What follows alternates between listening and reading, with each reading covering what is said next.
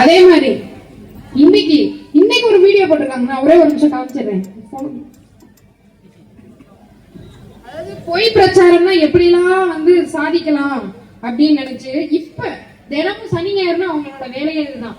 கீர்த்தனாக்காவை எப்படி அடிக்கலாம் அப்படின்றதுதான் அவங்க வேலையே. இன்னைக்கு நான் பொய் பிரச்சாரத்தை காமிக்கிறேன், நீங்களே சிரிப்பீங்க.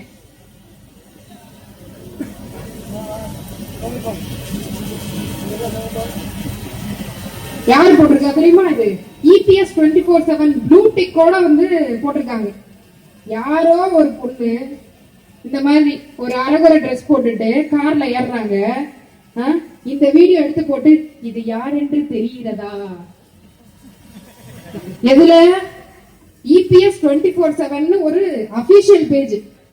ஒரு பெண்ணை எப்படியெல்லாம் இழிவுபடுத்த முடியுமோ திமுகவும் அதிமுகவும் மாறி மாறி இப்ப இன்டர்நெட் எல்லாம் இப்படிதான் போடுறாங்க. இது உண்மையான சொல்லுங்க. இது நானா? இது கொஞ்சம் பாருங்களேன், எனக்கே ஆச்சரியமா இருக்கு. இன்னைக்கு ஃபுல்லா ஏதோ ஓடிட்டு இருக்கு. அதாவது இதுலயே தெரியுது அவங்களோட இணக்கம், எவ்வளவு இணக்கமா வேலை பாக்குறாங்கன்னு. டிஎம்கேவும் அதிமுகவும் எவ்வளவு இணக்கமா வேலை பாக்குறாங்கன்னு இதுலயே தெரியுது. திமுக காரங்களும் போட்டிருக்காங்க, அதிமுக காரணங்களும் போட்டிருக்காங்க.